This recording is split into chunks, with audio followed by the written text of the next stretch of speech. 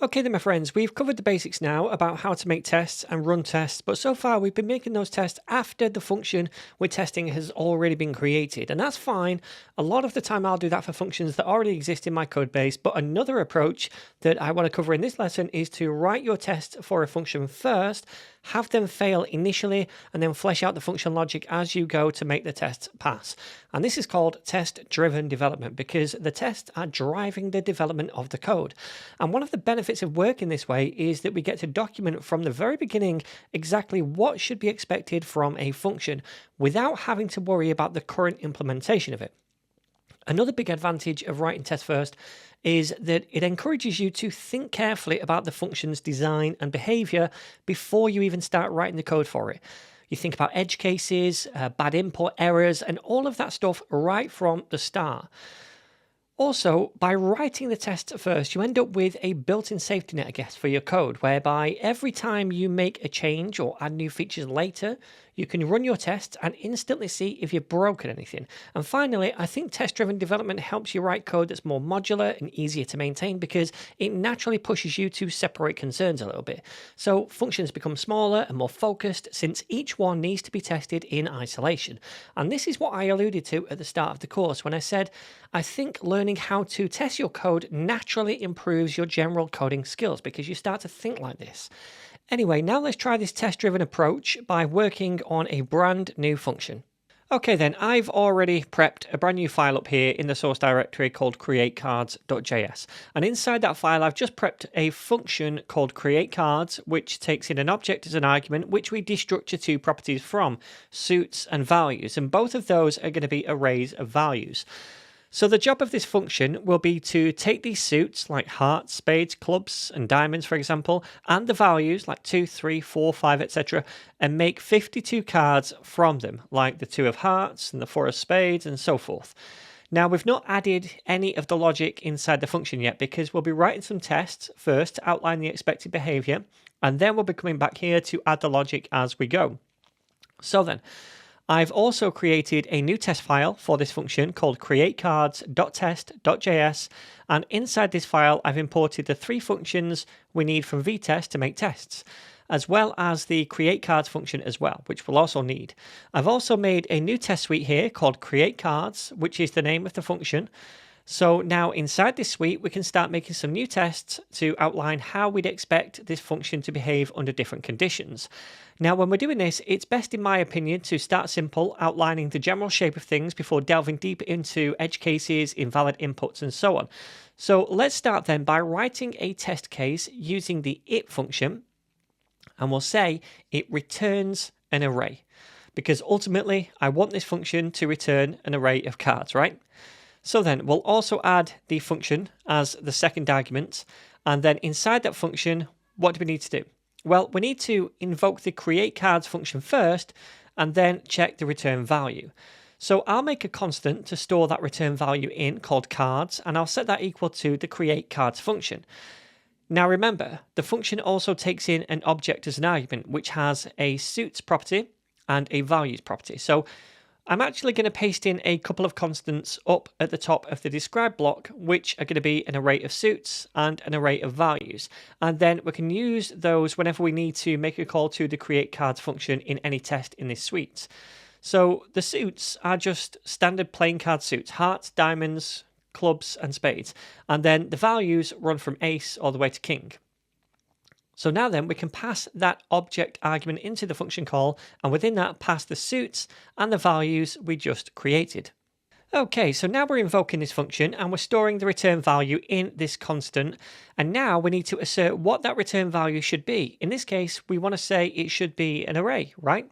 So we can say expect down here, and then we want to pass in the cards value, which should be an array, right? But what matcher do we use to assert that?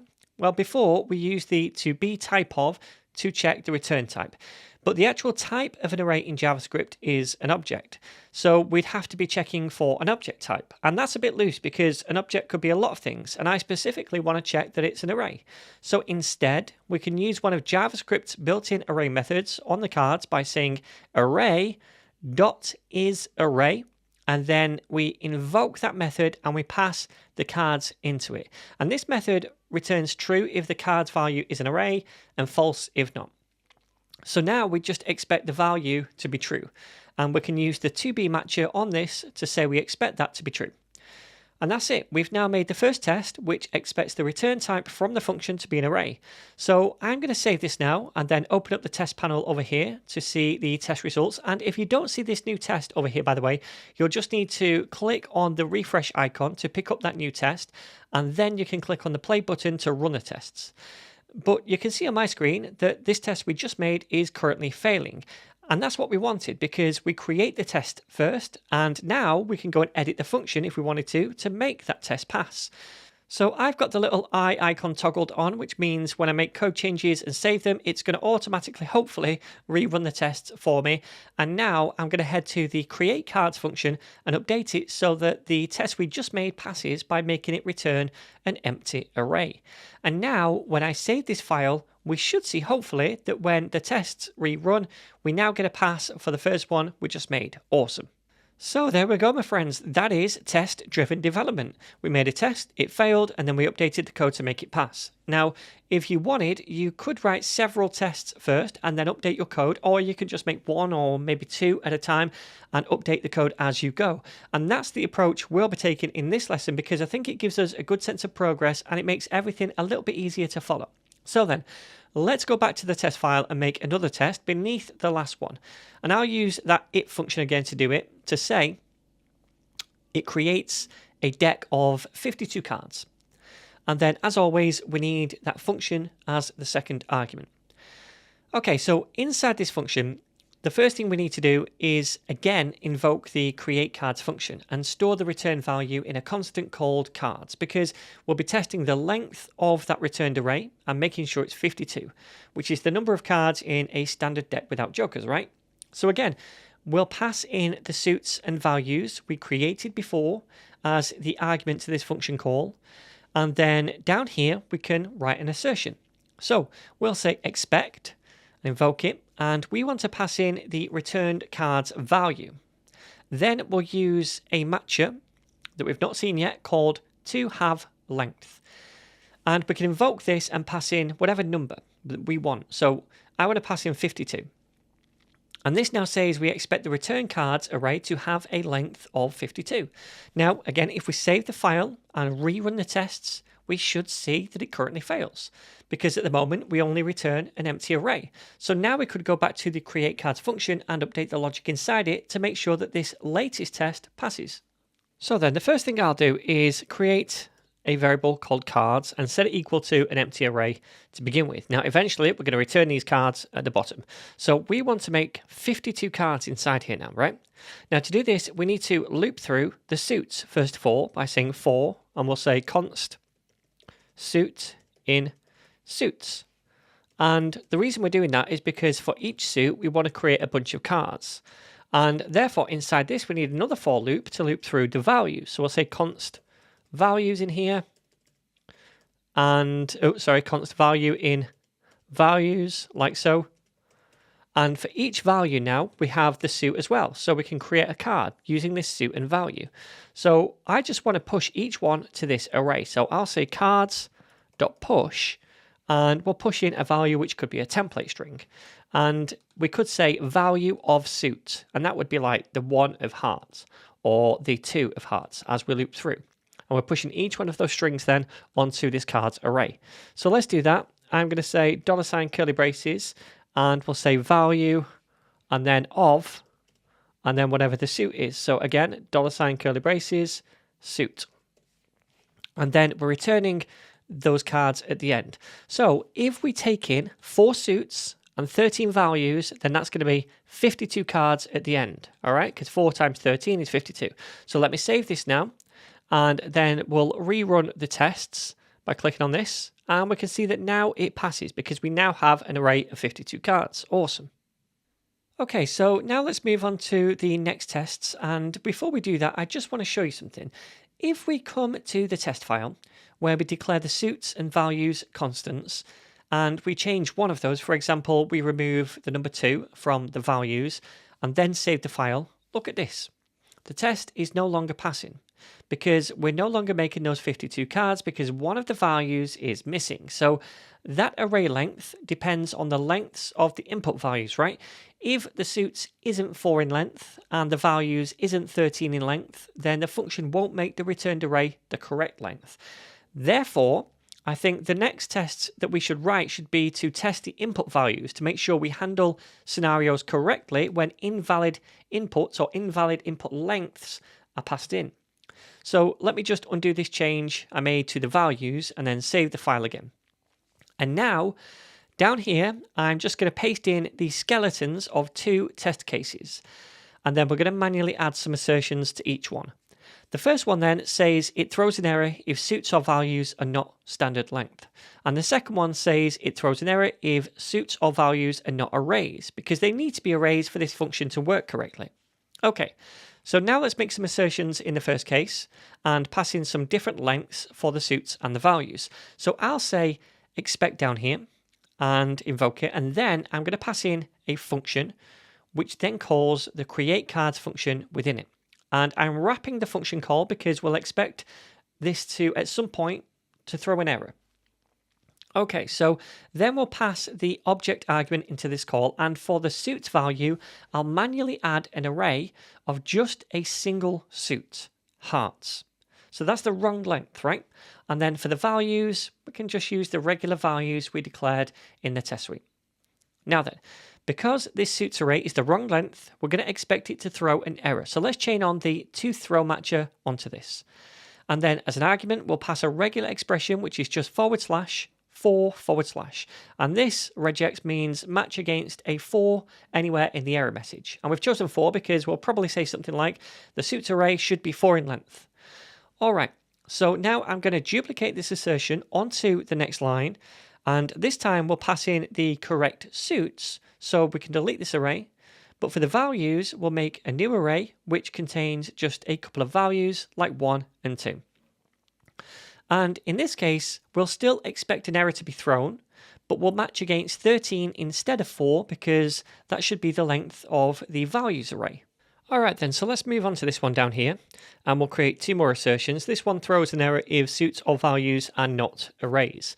So let's do another assertion, expect, and then again we need to wrap this in a function call. We'll create the cards, and we'll pass in for the suits this time, maybe a string. So we'll say suits and not an array. Okay, and then for the values, we can pass in the regular values. And then we would expect that to throw an error as well, right? Only this time, I'm not going to pass in any kind of regular expression to match against. We'll just keep it at that. All right, so let's duplicate this down to the next line. And instead of the suits being a string, we'll say the values is maybe a string. So we'll give this a property now, which is not an array, like so. All right then, so if I save this now and open this test panel, we can see these tests are failing. We can actually see that here as well. So it expected the function to throw an error, and it's not throwing an error. So let's go back to the create cards function and actually do this. Now, I'm just going to paste in this little snippet of code, so you don't have to watch me write this out from scratch, but it's basically 2 checks. So this is what I would do at this point, right? I would first of all look at this one maybe, check if the suits or values are not standard lengths, and that's actually down here. So we say if the suits length is not equal to 4, or the values length is not equal to 13, then we're going to throw a range error in this example.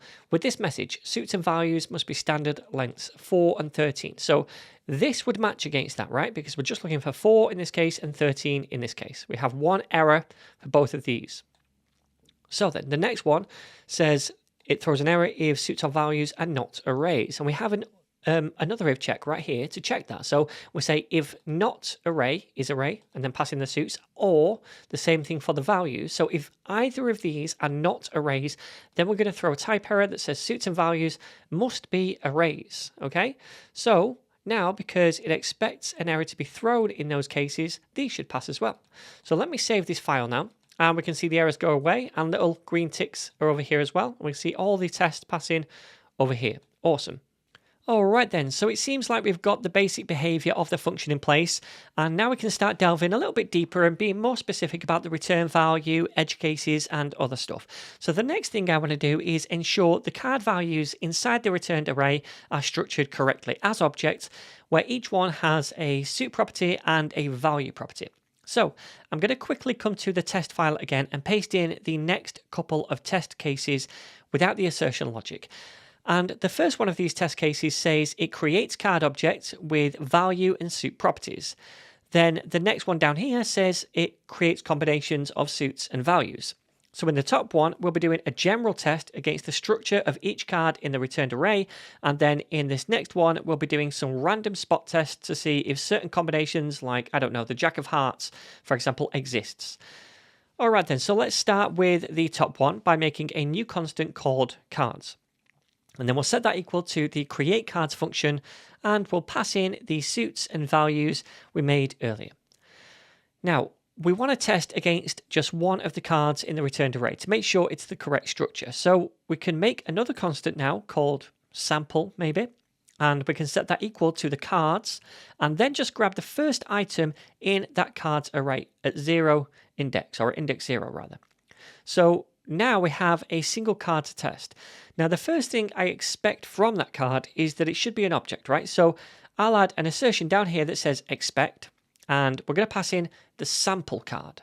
And then we'll use the to-be of type matcher to say that it should be an object. And now I also want to check that each object has the suit property and the value property. So to do that, we can say expect down here again. And then we'll pass in the sample again, and then we'll use a matcher called to have property. So this checks for a property, and we'll specify suit. And this will pass now if the sample object, the card object that is, has this property regardless of what the value of that property is. Okay, so then we'll duplicate this onto the next line and also check if it has the value property as well, because each card should have the suit property and the value property. Now, there is another way to match against an object, and we're going to see that later on, but for now, I want to keep this simple. Okay, so now I want to move down to the next test case to do a couple of spot checks on the returned cards to make sure they exist in the returned array. So this time, I'm going to copy the create cards function call from up here and then paste it down here. And then I'm going to make a new constant called 10 of hearts. And we'll set that equal to the cards, and then we'll use the find method on that cards array. And the find method iterates the array to try and find a particular item within it. Now, inside the find method, we pass a callback function which gets executed for every item in the array, and it automatically gets access to the card currently being iterated. Then for each card, we can return either true or false. If we return true, then that card gets stored in the constant and we stop iterating. If we return false, we just carry on. So I'm just going to paste in this evaluation now, which returns true if the given card has a value equal to 10 and a suit equal to hearts. So if it finds that card with those property values, then that card object will be stored inside this 10 of hearts constant. If it doesn't find it, then this constant will be technically undefined. So I'm going to make an assertion on this card then by saying down here, expect, and invoking it, and then we'll pass in the 10 of hearts constant. And the matcher that we're going to use on that is one called to be defined. And this tests whether or not the value is defined or not. If it is, then the test passes. If not, it fails. So in our case, if it finds the card, then the constant will be defined and the test passes. If it doesn't find the card, then it will be undefined and the test fails. All right, so let me do one more spot check by copying both of these lines of code and then pasting them down here. And this time we'll look for the ace of spades. So we'll change the constant name to be ace of spades right here. And then inside the find method, we need to look for the ace value and also the spades suit. And then for the assertion itself, we just need to update this 10 of hearts value to be the ace of spades. And I think that is it. Now we have two test cases, testing the card structure inside the returned array and also to see if certain cards exist. So then, If we make sure the test panel is open, we can save the file now, and hopefully we should see the tests fail. And again, you might need to refresh over here if you don't see the most recent test cases in the list. Okay then, so to make these pass, we have to make sure that each card is an object with these two properties, suit and value. So let's go back to the function, and at the moment you can see that each card is just a string. Instead, it has to be an object with the suit and the value. So that's the current suit and value combination we're iterating. Now, if I save this, hopefully we should see now the tests pass, except this one doesn't create combinations of cards. So it says to be defined, the 10 of hearts. Okay, let's have a look at this. The suit, let me close this down. Suit should be hearts and the value 10. Let's have a look at the cards themselves. 10 is there, hearts is there. So I'm not honestly sure why this is not passing. Let me just rerun this again to make sure. Okay, and I've just been looking at this, and it was actually because I've used a for in loop instead of a for of. So when we're using for in, that's when we iterate over an object, and then this would be the property name. So instead we're iterating over an array, we want for of, so that this is the value of the array.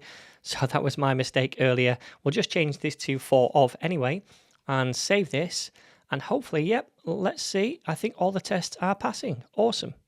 Okay then, so there's one more test case I want to make, and that is to make sure there's no duplicates in the suits array or the values array which we pass into the function. So now if we go back to the latest test that we made, I'm going to come underneath that and paste this final test case in and then walk through it with you. So it says right here, it throws an error for duplicate suits or values.